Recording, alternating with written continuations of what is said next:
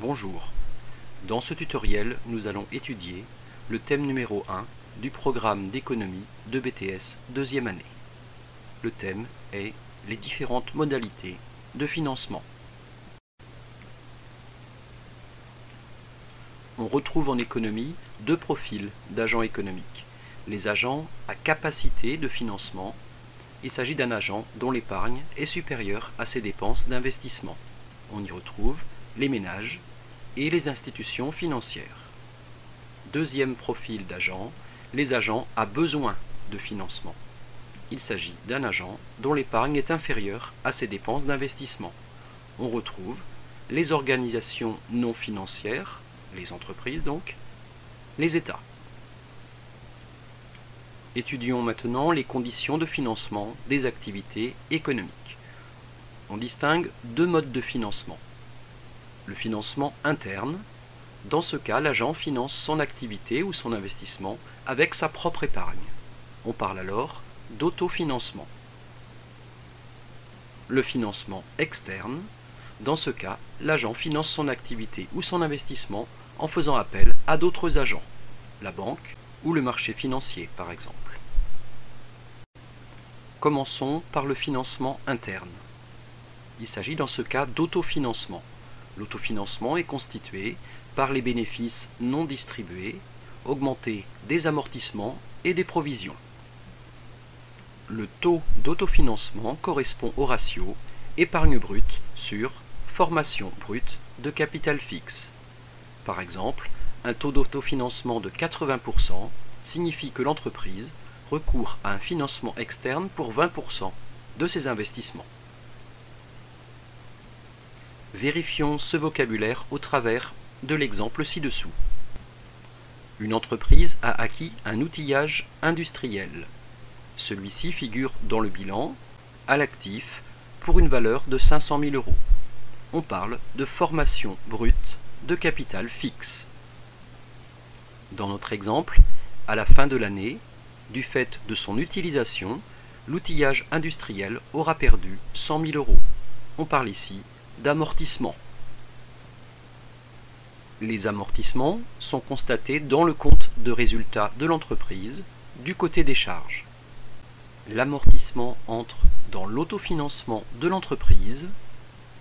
Cela signifie que cela va lui permettre de financer d'autres projets d'investissement par elle-même et sans passer par le banquier. Étudions maintenant le financement externe. On retrouve tout d'abord le financement externe indirect qui suppose la présence d'un intermédiaire entre le prêteur et l'emprunteur. Il s'agit de la banque. On retrouve parallèlement le financement externe direct. Dans ce cas, prêteur et emprunteur sont mis en relation par le biais du marché monétaire ou marché financier. Commençons par le financement externe indirect, que l'on appelle également financement intermédiaire. La banque joue le rôle d'intermédiaire entre les agents ayant une capacité de financement et les agents ayant un besoin de financement. Les agents à capacité de financement recherchent une rémunération en contrepartie de leur placement, en général à court terme dans la banque. Les agents à besoin de financement acceptent, eux, de payer des intérêts en échange d'un emprunt à moyen ou à long terme. Voyons maintenant le financement externe direct. Dans ce cas, il n'y a pas d'intermédiaire. Le principe est le suivant. Les agents ayant un besoin de financement vont émettre soit des titres de propriété, les actions, prenons pour exemple l'augmentation de capital d'EDF, ou des titres de créance, comme les obligations. Une obligation correspond à une partie d'un emprunt obligataire. Un emprunt obligataire étant un emprunt émis sur le marché financier. Par exemple, la Sodexo a réalisé un emprunt obligataire d'un montant de 600 millions d'euros en 2016. Ces titres, les actions ou les obligations, sont ensuite achetés par les agents à capacité de financement qui souhaitent placer leur épargne, par exemple les ménages, les banques, les compagnies d'assurance.